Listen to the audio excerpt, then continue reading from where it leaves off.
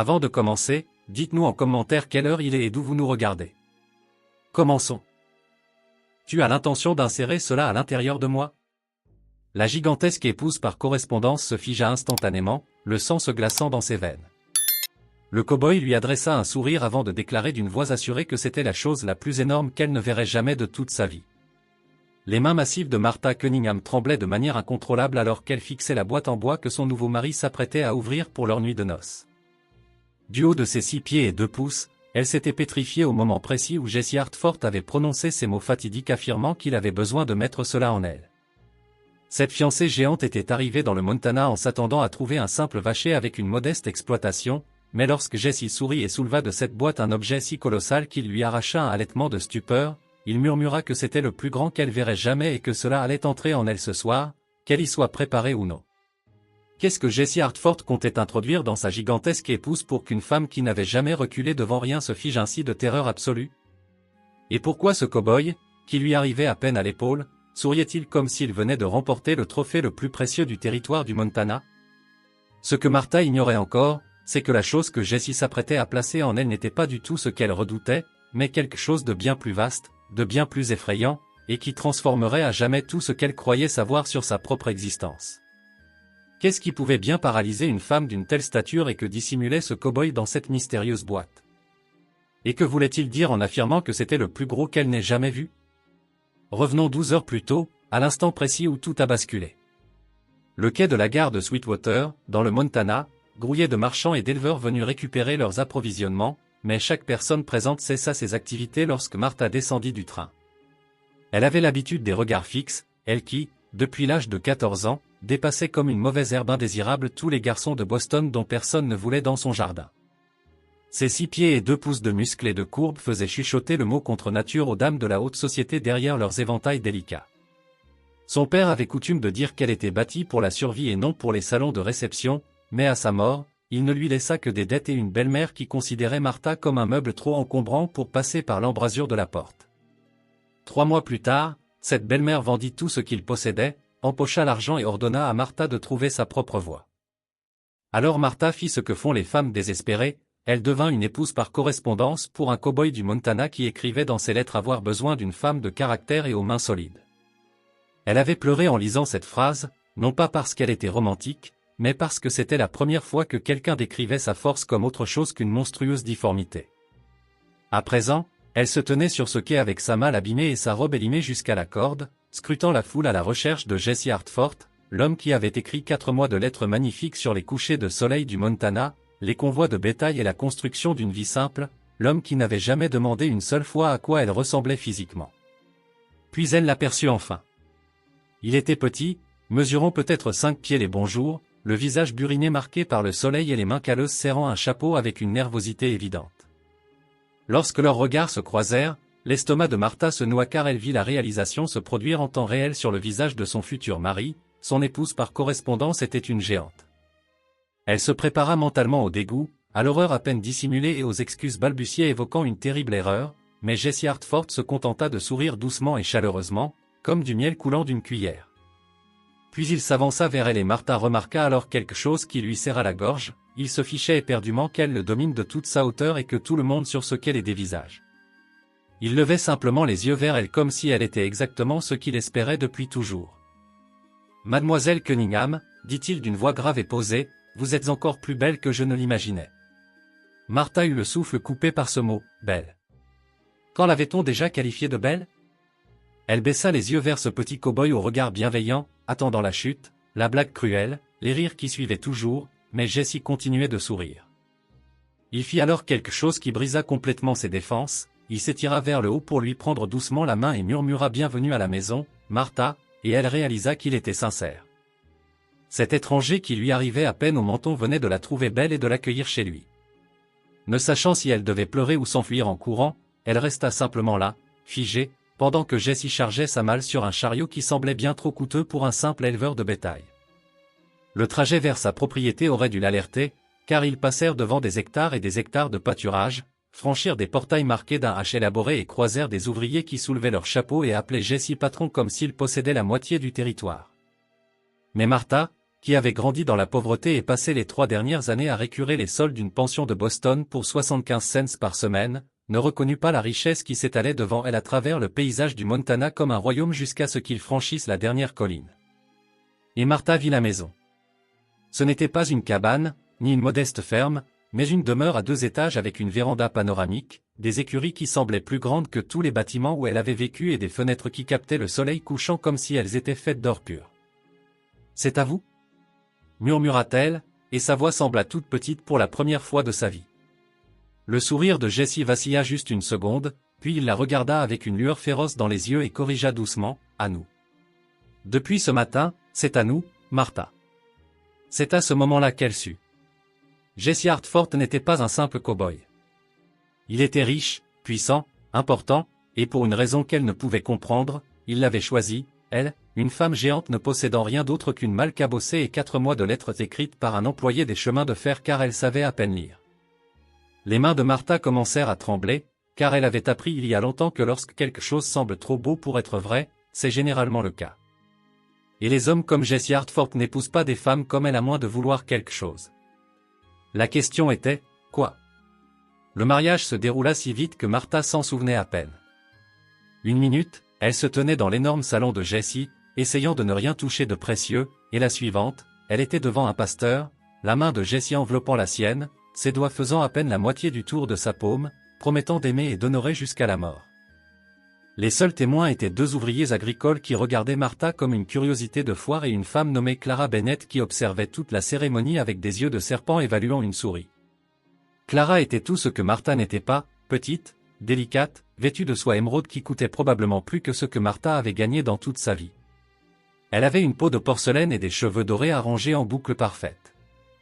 Et lorsque le pasteur prononça Jessie et Martha mari et femme, le sourire de Clara fut assez tranchant pour faire couler le sang. Après la cérémonie, Clara glissa vers eux avec ce même sourire coupant et déclara, assez fort pour que tout le monde entende, « Je prierai pour toi, Jessie. » Accueillir une femme pareille, eh bien, la charité est une vertu chrétienne, je suppose.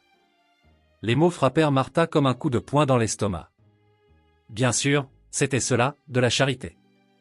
Jessie Hartford avait eu pitié de la géante de Boston qui n'avait nulle part où aller, alors il l'avait épousée par devoir chrétien.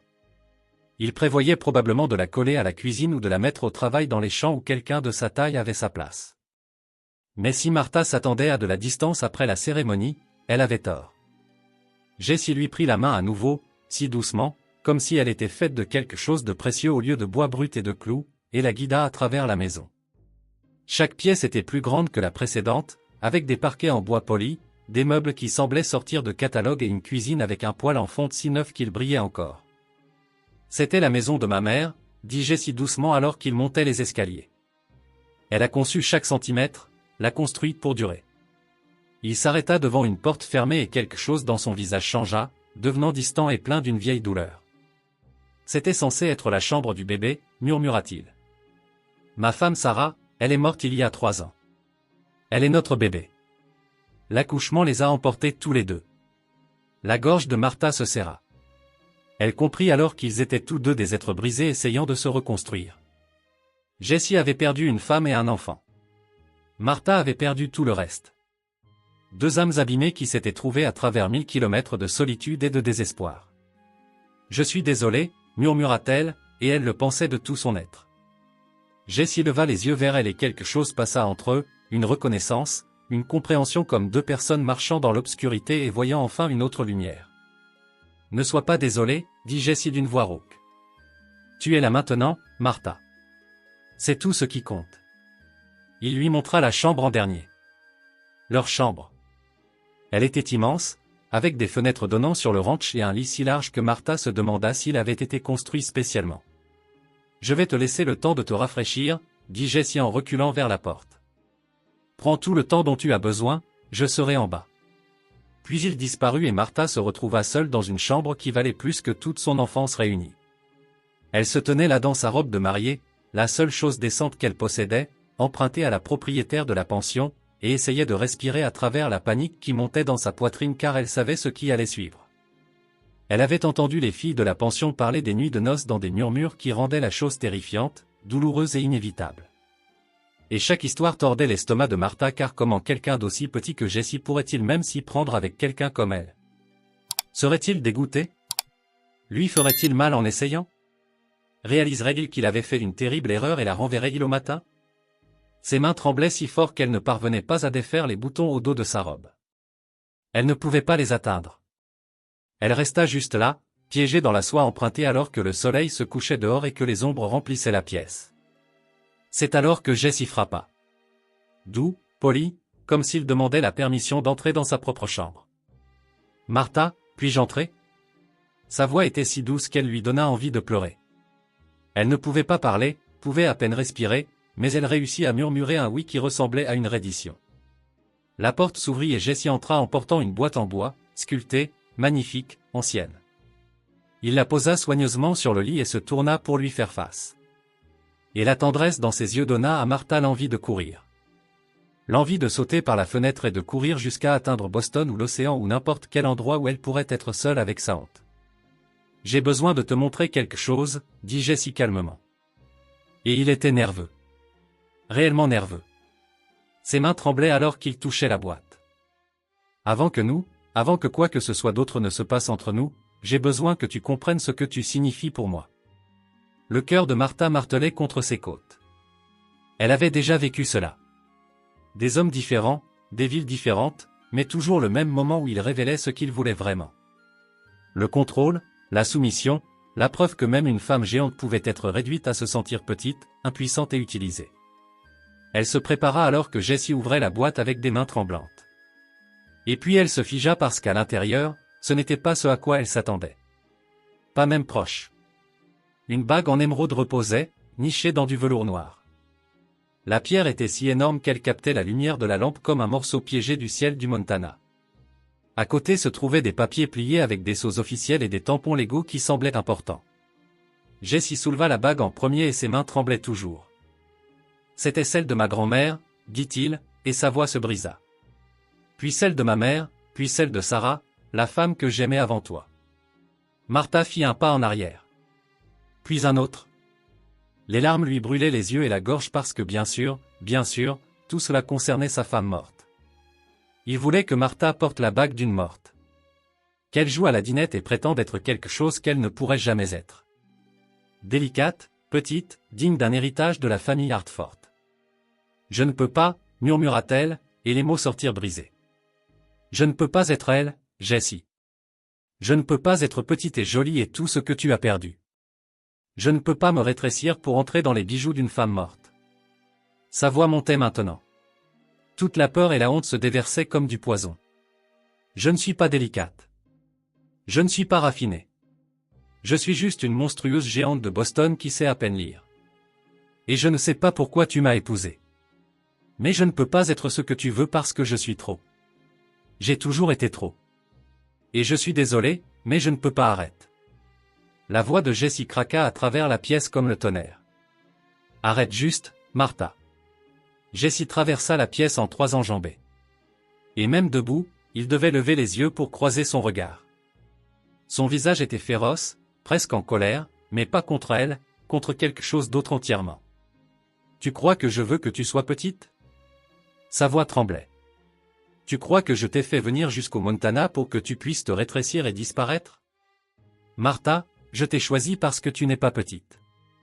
Parce que chaque lettre que tu as écrite, chacune d'entre elles, je pouvais sentir ta force saigner à travers les mots, même si quelqu'un d'autre les écrivait pour toi. » Le souffle de Martha se coupa.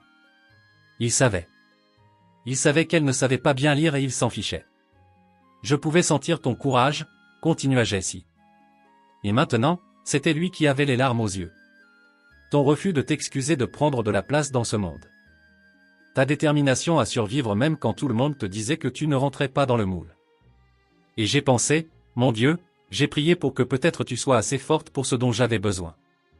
Il saisit ses mains, les deux. Ses doigts disparurent dans ses paumes, mais il s'accrocha comme si elle était la seule chose solide dans un monde qui ne cessait de bouger. Mais Clara a dit, commença Martha, et le rire de Jessie fut amer. Clara Bennett est en colère parce que je n'ai pas voulu épouser sa sœur. Parce que j'ai dit à sa famille il y a 3 ans que je n'épouserai plus jamais une femme délicate. que je ne regarderai plus jamais une autre femme mourir parce qu'elle n'était pas assez forte pour survivre aux hivers du Montana, aux accouchements difficiles et au genre de vie que nous menons ici. La pièce tourna. Martha n'arrivait pas à traiter ce qu'elle entendait. Qu'est-ce que tu dis? Le sourire de Jessie était aqueux, féroce et plein de quelque chose qui ressemblait à du désespoir. Je dis que Sarah mesurait 5 pieds et pesait 90 livres toute mouillée, belle, délicate. Tout le monde disait que nous étions le couple parfait parce qu'elle était assez petite pour me faire paraître grand. Sa voix se brisa complètement. Et ça l'a tuée. Ça a tué notre bébé. Elle a commencé le travail trop tôt et elle était si petite, si fragile, et il n'y avait rien que quiconque puisse faire. Je l'ai regardée se vider de son sang dans notre lit pendant que notre fils mourait dans ses bras, et j'ai juré que je n'épouserais jamais une autre femme qui ne pourrait pas survivre à cette vie. Il souleva la bague, et l'émeraude flamba dans la lumière de la lampe comme un feu vert. Cette pierre est la plus grosse du territoire du Montana. Elle appartenait à ma grand-mère, Esther, qui mesurait 6 pieds et pouvait monter à cheval mieux que n'importe quel homme dans 3 comtés. Ma mère, Catherine, mesurait 5 pieds 11 pouces et a dirigé ce ranch pendant 20 ans après la mort de mon père. Elle dressait des chevaux, mettait au monde des veaux et a un jour repoussé un ours avec rien d'autre qu'une pelle. Les mains de Jessie tremblaient si fort que la bague vibrait. Ces femmes ont survécu, Martha. Elles étaient fortes. Et quand j'ai lu ta première lettre, quand j'ai senti ta force traverser ces mots, j'ai su que tu étais comme elles. Bâtie pour survivre, pas pour casser. Martha ne pouvait plus respirer, ne pouvait plus penser. Toute sa vie, les gens avaient traité sa taille comme une malédiction, comme quelque chose de honteux qui devait être caché ou pour lequel il fallait s'excuser. Mais Jessie la regardait comme si elle était exactement ce qu'il cherchait. « Je ne comprends pas », murmura-t-elle. Jessie posa doucement la bague et souleva les papiers. Ses mains étaient plus stables maintenant, déterminées. « Alors laisse-moi être clair. Ceci est l'acte de propriété de la moitié de ce ranch. J'ai demandé à mon avocat de le rédiger le matin après avoir reçu ta première lettre. Ton nom est déjà dessus. Martha Cunningham Hartford. Que tu portes cette bague ou non, que tu partages mon lit ou non, la moitié de tout ce que je possède est légalement à toi. La maison, la terre, le bétail, les comptes en banque, tout. Il tendit les papiers vers elle, et Martha vit son nom écrit en écriture officielle. Elle vit les timbres légaux et les signatures qui rendaient la chose réelle. Tu me donnes la moitié de tout. Sa voix sortit étranglée. Mais pourquoi? Je ne suis personne. Je suis juste une femme désespérée qui a répondu à une annonce parce que je n'avais nulle part ailleurs où aller. Je ne sais pas lire correctement. Je ne sais pas faire de la broderie fantaisie ni jouer du piano ou toutes ces choses que les épouses riches sont censées faire. Je n'ai pas besoin de fantaisie, l'interrompit Jessie. Et maintenant sa voix était féroce à nouveau. J'ai besoin de vrai. J'ai besoin d'une partenaire qui peut se tenir à mes côtés, pas derrière moi. J'ai besoin de quelqu'un qui ne se brisera pas quand la vie deviendra dure. J'ai besoin d'une femme assez forte pour mettre au monde des enfants en bonne santé, diriger ce ranch quand je ne serai plus là et survivre aux hivers du Montana qui tuent les gens qui ne sont pas assez résistants. Il reprit la bague, et cette fois quand il la regarda, Martha vit tout. Toute sa peur, tout son espoir, toute la solitude désespérée d'un homme qui avait regardé sa première femme mourir et avait passé 3 ans terrifié à l'idée que cela se reproduise. « Attends », murmura Martha, et sa voix trembla. « Tu as l'intention de mettre ça en moi ?» Elle pointa les papiers d'une main tremblante. « Tu me donnes la moitié de ton ranch. Tu fais de moi ta partenaire légale. Mais je viens juste d'arriver. Tu me connais à peine. Et si je ne suis pas ce que tu penses ? Et si j'échoue ou si je te déçois ? Alors on trouvera une solution ensemble, dit Jessie simplement. Il s'approcha, si près que Martha pouvait sentir le savon qu'il avait utilisé et voir les paillettes d'or dans ses yeux bruns. Je ne te demande pas d'être parfaite, Martha. Je te demande d'être forte. Et tu as été forte toute ta vie. Je peux le voir dans ta façon de te tenir. La façon dont tu regardes les gens dans les yeux, même quand ils sont cruels, la façon dont tu es monté dans ce train et as voyagé 1000 kilomètres pour épouser un inconnu parce que tu refusais d'abandonner. Il leva la bague et l'acte de propriété ensemble. C'est la plus grande chose que tu verras jamais. Pas l'émeraude, pas le ranch, mais la vérité que tu vaux tout ce que j'ai à donner. Que ta force n'est pas une malédiction. C'est exactement ce dont j'ai besoin. Ce dont nous avons besoin pour construire une vie qui dure. les genoux de Martha cédèrent. Ils cessèrent tout simplement de fonctionner. Elle tomba sur le sol et pour la première fois de sa vie d'adulte, elle était au niveau des yeux d'un homme. Jessie s'agenouilla avec elle, tenant toujours cette bague et ses papiers comme s'ils étaient sacrés. « Je ne peux pas être elle », sanglota Martha. Et toutes les années de honte et de rejet se déversèrent. « Je ne peux pas être Sarah ou ta mère ou ta grand-mère. Je suis juste moi, juste Martha, qui est trop grande et trop forte et trop tout pour tous ceux qui m'ont jamais connue. » Jessie prit son visage dans ses mains calleuses. « Tu n'es pas trop », murmura-t-il férocement. « Tu es exactement assez, et je ne veux pas que tu sois quelqu'un d'autre que toi-même. » Puis il fit quelque chose qui brisa chaque défense que Martha avait jamais construite. Il pressa son front contre le sien. Ce petit cow-boy et sa géante épouse agenouillaient ensemble sur le sol d'une chambre coûteuse. Et il commença à pleurer. « Je suis si fatigué d'être seul, » murmura-t-il. « Si fatigué d'avoir peur que tous ceux que j'aime se brisent. Mais quand je t'ai vu sur ce quai, prenant de la place et refusant de t'en excuser, j'ai ressenti de l'espoir pour la première fois en 3 ans. S'il te plaît, Martha, s'il te plaît, laisse-moi mettre ça en toi. Cette vérité, ce partenariat, cet avenir que nous pourrions construire ensemble. Laisse-moi te donner la moitié de tout ce que j'ai et te prouver que tu vaux tout ça. » Martha l'embrassa.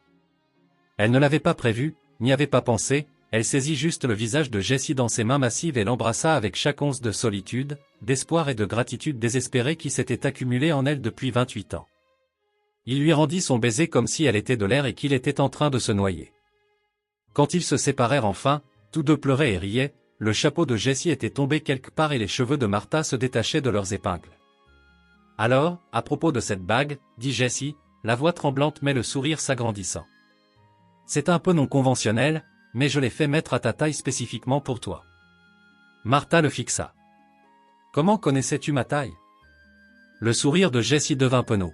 « J'ai écrit à la propriétaire de ta pension, Madame Patterson. J'ai demandé toutes tes mesures. Je voulais que tout soit prêt à ton arrivée. » Il glissa l'émeraude au doigt de Martha, et elle haleta parce qu'elle s'ajustait parfaitement. Pas trop serrée, pas trop lâche, comme si elle avait attendu toute sa vie pour trouver sa main. La pierre flamboyait d'un feu vert dans la lumière de la lampe. Plus grosse que tout ce que Martha avait jamais porté, plus grosse que tout ce qu'elle avait jamais imaginé porter. « C'est vraiment le plus gros que je verrai jamais, n'est-ce pas ?» murmura-t-elle en fixant la bague, puis l'acte qui faisait d'elle une propriétaire terrienne, et enfin l'homme qui lui avait donné les 2 sans rien demander en retour. Le sourire de Jessie aurait pu illuminer tout le ciel du Montana. « Chérie, nous ne faisons que commencer. » Et puis il lui raconta tout. Comment sa grand-mère, Esther, avait été rejetée par 17 hommes avant de trouver un mari assez courageux pour épouser une femme plus grande que lui. Comment sa mère, Catherine, avait dirigé le ranch seule pendant 2 décennies et l'avait rendu plus rentable que du vivant de son père. Comment la mort de Sarah avait brisé quelque chose en lui qu'il pensait ne jamais pouvoir réparer. J'ai écrit à 14 agences matrimoniales, admit Jessie, toujours agenouillée sur le sol avec Martha. Je leur ai dit à toutes la même chose. J'avais besoin d'une femme de fort caractère et aux mains encore plus fortes, quelqu'un qui ne casserait pas. La plupart ont dit que j'étais fou, qu'aucune femme ne veut être valorisée pour sa force au lieu de sa nature délicate. Sa voix s'adoucit. Mais ensuite Madame Patterson de ta pension m'a envoyé tes informations. Elle a dit que tu étais la femme la plus forte qu'elle ait jamais rencontrée, à l'intérieur comme à l'extérieur. Elle a dit que tu avais survécu à des choses qui auraient détruit la plupart des gens. Et quand j'ai lu ta première lettre, même en sachant que quelqu'un d'autre l'avait écrite pour toi, je pouvais sentir ton esprit. Ton refus d'abandonner. Et j'ai su. Martha pleurait encore. Ne semblait pas pouvoir s'arrêter. Su quoi? Jessie serra ses mains. Que tu étais ma seconde chance. Que peut-être Dieu ne m'avait pas oublié après tout. Il l'aida à se lever, et Martha réalisa qu'elle portait toujours sa robe de mariée avec les boutons qu'elle ne pouvait pas atteindre. Jessie le remarqua aussi. Puis-je, demanda-t-il. Et quand Martha hocha la tête, il la tourna doucement et commença à libérer les boutons. Ses doigts étaient doux, patients, comme s'il avait tout le temps du monde. Je ne suis pas instruite, murmura Martha alors que la robe se desserrait. Je sais à peine écrire mon propre nom. L'employé des chemins de fer qui m'a aidé avec les lettres, il m'a fait paraître plus intelligente que je ne le suis. Les doigts de Jessie s'arrêtèrent. Martha, regarde-moi. Elle se tourna, tenant la robe contre sa poitrine. Les yeux de Jessie étaient féroces à nouveau. L'intelligence ne consiste pas seulement à lire des livres. Tu as survécu à la perte de ton père, à l'abandon par ta belle-mère, à te tuer au travail à Boston, puis à avoir le courage de voyager 1000 kilomètres pour épouser un étranger. Cela demande de l'intelligence, de la stratégie, une force que la plupart des gens éduqués n'ont pas. Il toucha sa joue. Et si tu veux apprendre à mieux lire, je t'apprendrai. Nous n'avons que du temps, et j'ai une bibliothèque entière en bas. Mais ne t'avise pas de penser que tu n'es pas assez intelligente pour moi, parce que tu es la décision la plus intelligente que j'ai jamais prise. Martha laissa tomber la robe, se tint là dans ses sous-vêtements en coton ordinaire devant cet homme qui lui avait tout donné. Et pour la première fois de sa vie, elle n'eut pas honte de sa taille. Ne se sentit pas comme si elle devait se faire plus petite ou s'excuser d'exister. Jessie la regardait comme si elle était un coucher de soleil, comme si elle était quelque chose de rare et de précieux qu'il n'arrivait pas tout à fait à croire réel. « Tu es si belle, murmura-t-il. As-tu la moindre idée à quel point tu es belle ?» Martha secoua la tête parce qu'elle ne s'était jamais vue comme autre chose que trop encombrante. Mais Jessie bougeait déjà, tirant les couvertures de cet énorme lit, prenant sa main et la guidant vers lui comme s'ils avaient tout le temps du monde. Ils ne consommèrent pas le mariage cette nuit-là. Jessie la tint simplement, s'enroula autour d'elle autant qu'il le pouvait, ce petit cow-boy et sa géante épouse, et lui raconta des histoires sur le ranch jusqu'à ce que les yeux de Martha s'alourdissent, sur les convois de bétail au printemps, la façon dont les montagnes apparaissaient couvertes de neige, les poulains qui naîtraient le mois suivant. « Tu aideras à les nommer » murmura Jessie contre ses cheveux. « Tu aideras pour tout. C'est ton ranch maintenant aussi, Martha. Ta maison, ton futur. » Martha s'endormit en portant une bague en émeraude et enveloppée dans les bras d'un homme qui avait choisi sa force plutôt que la délicatesse d'une autre. Et pour la première fois depuis la mort de son père, elle se sentit en sécurité. 6 mois plus tard, Martha Hartford se tenait dans la cour du ranch, enceinte de 7 mois, avec un ventre si gros qu'elle pouvait à peine voir ses propres pieds, dirigeant les ouvriers d'une voix qui portait clairement à travers les champs. Non, pas cet enclos. Les veaux ont besoin de plus d'espace. Déplacez-les vers le pâturage et tout l'herbe est meilleure. Les hommes s'empressèrent d'obéir. Ils avaient appris rapidement que Madame Hartford pouvait être douce avec son mari, mais qu'elle dirigeait les opérations du ranch comme un général commandant ses troupes. Jessie observait depuis la véranda, souriant comme un idiot. Il faisait ça souvent ces jours-ci. Restait juste là à regarder sa femme travailler avec cette expression de pur contentement sur le visage. Clara Bennett avait cessé de visiter après que Martha eut gagné la course de chevaux du comté enceinte de 5 mois. Elle était simplement montée sur le plus grand étalon de Jessie et avait laissé chaque concurrent dans la poussière pendant que toute la ville regardait dans un silence choqué. Certaines femmes, pensait Jessie, étaient juste nées pour être des reines. Et Martha était définitivement une reine. Elle avait appris à lire en 3 mois, tenait déjà les livres de contes du ranch mieux qu'il ne l'avait jamais fait, pouvait mettre au monde un veau, dresser un cheval et faire du pain qui faisait pleurer de gratitude les ouvriers. Mais plus que tout cela, elle était heureuse. Jessie pouvait le voir dans sa façon de bouger, sa façon de rire, la façon dont elle posait sa main sur son ventre énorme et parlait à leur enfant à naître du ranch comme si elle lui présentait son royaume. « Pourquoi souris-tu » appela Martha depuis la cour, et Jessie réalisa qu'il était resté là à sourire comme un idiot encore une fois. « Je pensais juste à quel point je suis intelligent, répondit-il. Martha rit et le son roula à travers le ranch comme de la musique. « Tu veux dire à quel point tu es chanceux » Jessie secoua la tête et descendit les marches de la véranda vers l'endroit où sa femme se tenait, entourée d'ouvriers, de bétail et de l'empire qu'ils construisaient ensemble. Il devait lever les yeux pour croiser son regard. Devrait toujours lever les yeux. Et il n'avait jamais été aussi reconnaissant pour quoi que ce soit dans sa vie. Pas chanceux, dit-il assez fort pour que tout le monde entende. Intelligent. J'ai été assez intelligent pour savoir que la plus grande chose que je verrais jamais n'était pas un ranch ou une fortune ou une bague en émeraude. Il plaça sa main sur la sienne sur son ventre gonflé. C'était toi, Martha.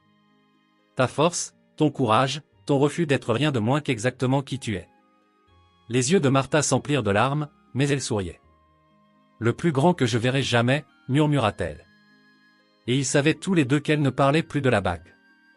Elle parlait de la vie qu'ils avaient bâtie, de l'avenir qu'ils créaient, de la vérité qu'elle était exactement suffisante. Jessie l'embrassa juste là dans la cour du ranch avec tous les ouvriers qui regardaient. Et personne ne rit. Personne ne chuchota.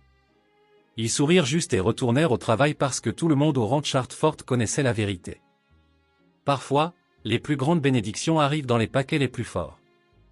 Et Martha Hartford était la plus grande bénédiction que le Montana ait jamais vue. Si cette histoire a touché votre cœur, nous voulons vous entendre. Laissez un commentaire dès maintenant pour nous dire quelle heure il est, où vous êtes et depuis quel endroit du monde vous regardez. Êtes-vous au Texas à minuit, à Londres à l'aube, en Australie l'après-midi? Faites-le nous savoir. Et n'oubliez pas de cliquer sur le bouton d'abonnement et d'activer la cloche de notification pour ne jamais manquer une autre histoire émotionnellement puissante comme celle-ci, car nous en avons d'autres à venir. Et croyez-nous, vous ne voulez pas manquer ce qui va suivre.